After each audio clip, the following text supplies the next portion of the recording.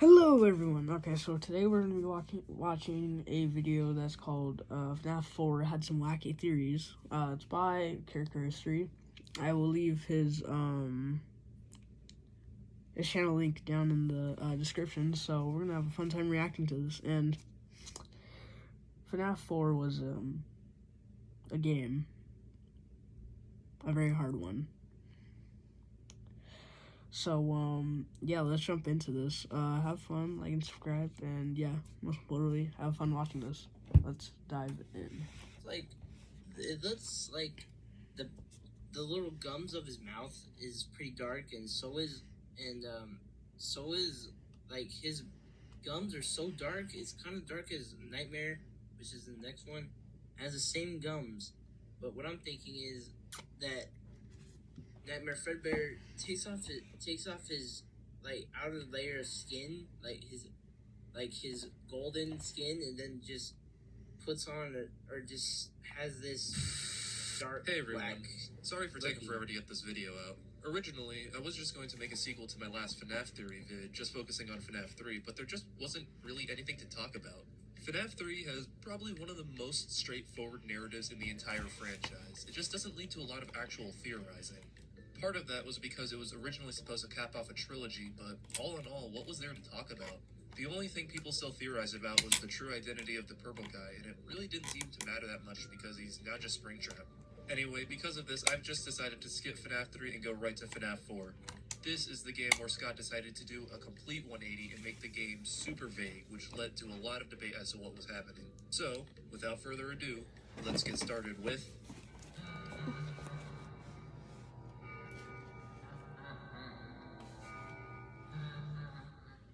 Okay, so this is the most well-known one, and also one that a lot of people seem to agree was canon at the time of release, but has since been retconned. If you can't already tell by the obvious title, Dream Theory simply states that every single game in the franchise was just a coma dream dreamt up by the crying child before he died. There is a lot of evidence for this. Plush Trap, the toys with Chica missing her beak, hearing a grandfather clock ringing at the end of every night in the previous games, the list just goes on and on. There's not really much else to say. It's an unsatisfying end for sure, and that's partly why Scott decided to change this later on and keep the games rolling, but I had to mention this nonetheless. I partially, what was I gonna say? Oh, right. To like give more evidence to Dream Theory, what was I gonna say? Oh, yeah. So Golden Freddy, he kind of has two spirits in him. Cassidy, which was the one that Afton shouldn't have killed, and then there was Mike Schmidt's brother, Evan, I think, Evan Afton, but in the movie his name's Garrett. But Garrett, when he was saying "it's me," I more so think he was talking to his dad. But then also in the game it says Mike Schmidt whenever you get like fired. So brother was talking to Mike Schmidt just so I think he wouldn't get scared of the animatronics. But that's just a theory. Alright, let's get back in.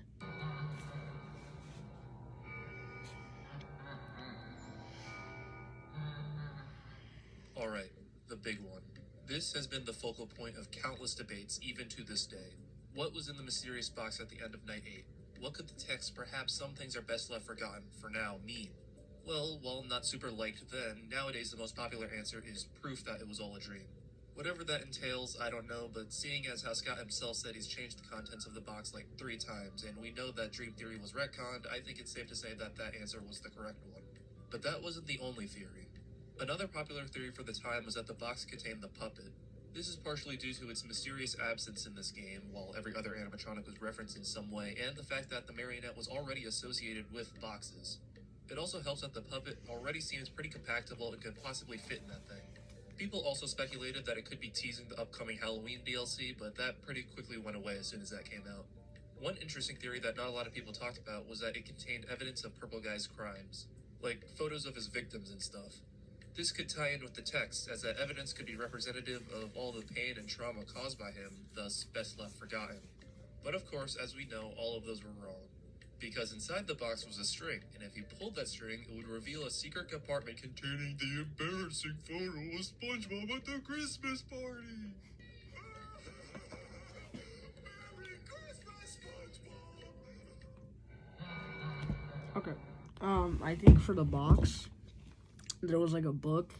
It was like either the Silver Eyes, the Twisted Ones, or the Fourth Closet. It was Fourth Closet. Fourth Closet. Charlotte Emily, the daughter of Henry Emily. She got killed by William Afton in, I think it was the second game because she got locked out. Personally, I think that the Fourth Closet, I think her kid version of when she died by William is in the box. That's why, but also it's kind of like William, keeping his evidence in there because, like, Charlotte was a victim of Afton, so it kind of makes sense that he's hiding his crimes. So, yeah, I kind of agree with what's in the box.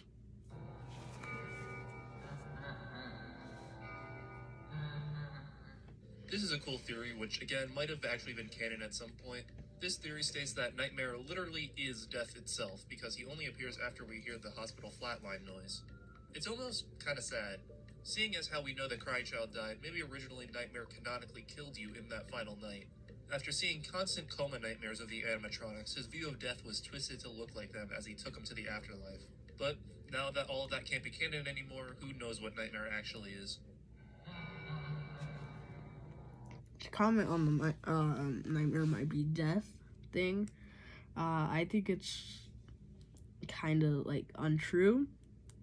Actually, yeah, it's false because I feel like if the Crying Child was taken to the afterlife, I feel like it would be the thing would be Golden Freddy, not death itself, like Nightmare.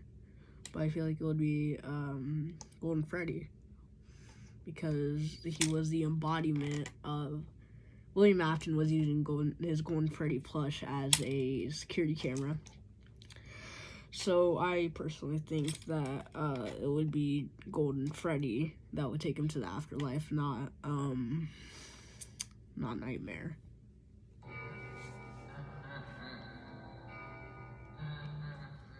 This theory mainly stemmed from the original plush trap teaser, where it kind of looked like he was being held up by strings, and strings equals puppet, I guess. After the game released, this theory mostly disappeared, but a few people still thought there could be some connection. For what reason, I don't know.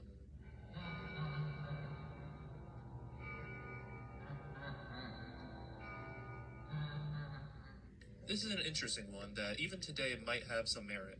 The theory is pretty self-explanatory. It basically just states that the Halloween DLC added on October 31st isn't just a cool reskin of the game, but actually canon to the franchise. Back when Fnaf 4 was the latest game, there wasn't really much evidence for this, but now these Halloween versions of the animatronics have appeared in multiple games. Most notably of which Nightmare Own, who not only returns in Ultimate Custom Night alongside the rest of the Halloween cast, but had appearances in both Help Wanted and Security Breach. Now, personally, I think this is kind of a reverse situation going on here in that, with most of these previous theories being originally canon and retconned later, I think we are trying really hard. It wasn't canon originally and was later made to be semi-canon. I don't really know the specifics of it all, and maybe I am going a little off the mark, but I'm actually really interested to see what you guys think about this theory.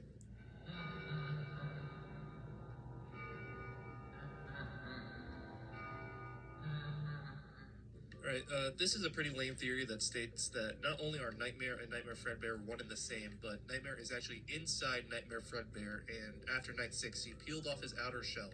Really, the only evidence for this is that Nightmare Fredbear's gums are the same color as Nightmare. And I guess they operate pretty similarly gameplay-wise. This one's a little frustrating for me because, yeah, obviously this isn't true, but is there any evidence against it? I mean, have you ever seen these two in the same room before?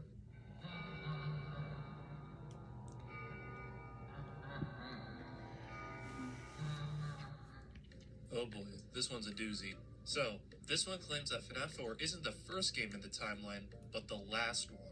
The first point of evidence people used was the "What have you brought home" line used in the trailer for the game.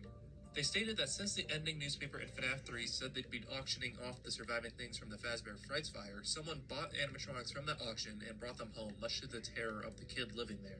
And we're not playing as the same kid from the one in the minigames. That bite victim's soul is still with all those auction-off goods, causing the kid in the main gameplay segments to see the twisted versions of all the animatronics his parents brought home. As PokeFan993 so eloquently puts it, we don't play as the bitten child. The bitten child plays with us. Okay, a lot wrong with this. For one, why is it the crying child that's possessing all this Fazbear memorabilia? Why hasn't he nightmarified anything before? How does this take into account the missing children's incident? Absolutely bonkers theory, but can you imagine if this one was real?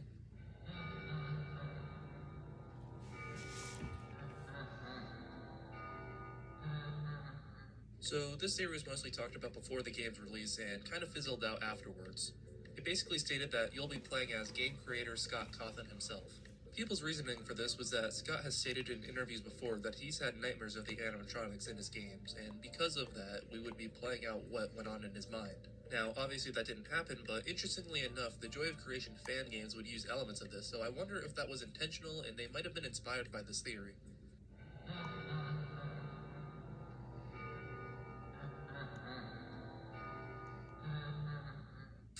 The cupcake in the fourth game is always behind you, almost as it is hiding from something.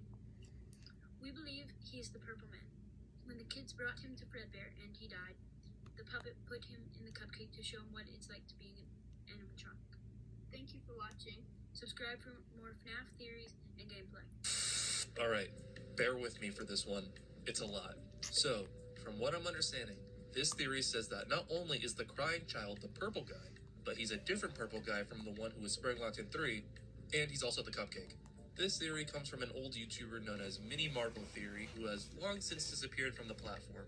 Before he even starts his theory, he goes off the assumption that the purple guy pink guy theory from FNAF 2 is correct, or at the very least there exists 2 killers. He then states that in the games, the cupcake seems to hide away from the other animatronics.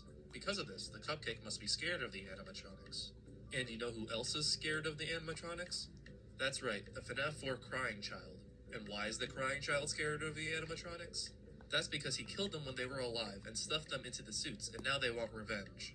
So, when the crying child was bitten by Fredbear, the puppet decided to put his soul into the cupcake to, quote, show him what it was like to be an animatronic. Okay, where to start with this one? Oh, just a side note, I'm not making fun of the kids for making these outlandish theories, I'm just making fun of the theories themselves. We were all kids once, and in fact, one of the theories on this list was made by me when I was a kid. I won't tell you which one, you'll have to theorize that for yourself. But anyway, back to the theory. I like this one. It's super wrong, barely has any evidence, and it can't work narratively or continuity-wise, but it's just the right amount of goofiness that I like in my FNAF theories. It almost brings me back to the good old days of FNAF 1 theories. So, I think for, what was it? What was that theory? Oh, what was it? What was it? I forgot what the theory was. What was the theory? Hold up.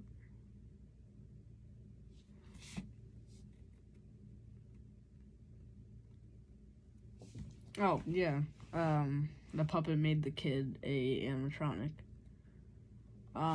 Personally, I don't even think the puppet was around for the bite of 83. I'm pretty sure, yeah, because if the second location opened in 1987, which was when the bite of 87 happened, Henry made the security puppet. Yeah, so around 1983, the puppet wasn't even like an idea yet. So, debunk theory right there.